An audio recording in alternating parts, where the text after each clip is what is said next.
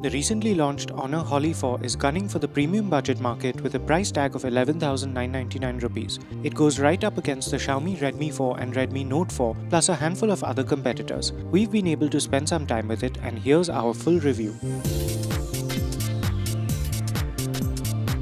The Holly 4 is a fairly plain looking phone. There's nothing new or distinct about it, but that isn't a bad thing. It's relatively compact and easy to hold with one hand thanks to its curved sides. The Holly 4 has been launched in silver, grey and gold. Our gold review unit has a white front plate. It's mostly all plastic with a metal plate on the back, which really doesn't do much to make this phone feel premium. The camera pump sticks out a bit and the fingerprint reader and buttons are within easy reach. There's a micro USB port on the bottom and a 3.5mm audio socket on the top.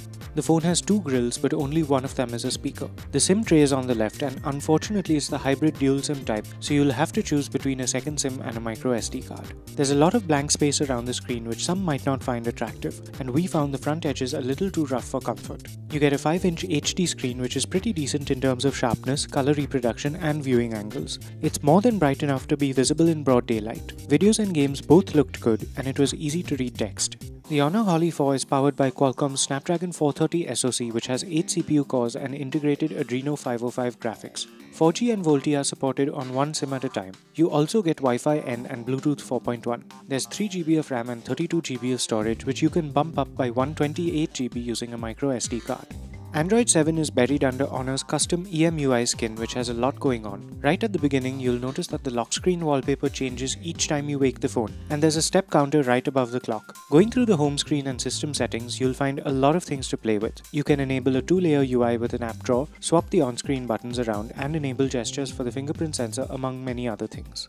General performance is decent enough. Apps load without trouble and you can play games smoothly as well. We found that the metal rear got slightly warm after running tests and games, even for a few minutes. The 13-megapixel rear camera is just about okay in daylight. Objects tend to have blurry borders and there's a bit of noise in detailed areas. Frames with different levels of lighting tend to be overexposed. At night there's a lot of noise and details aren't all that great. The 5-megapixel front camera is also just average. Video recording goes up to full HD with both cameras, but again, the quality isn't great. Battery life is pretty good. We got through a day and a half with moderate usage, and our HD video loop test ran for 10 hours and 12 minutes.